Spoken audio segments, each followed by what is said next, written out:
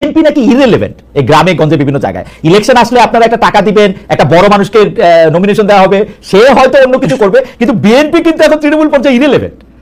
না, এটা আরেকটা কারণ হতে পারে, এখন মিডিয়ার অবাধ তথ্য প্রবাহের কারণে মানুষ সবাই যার যার মতো একটা নিজের একটা না না এটা হিসাব কষে নিয়েছে।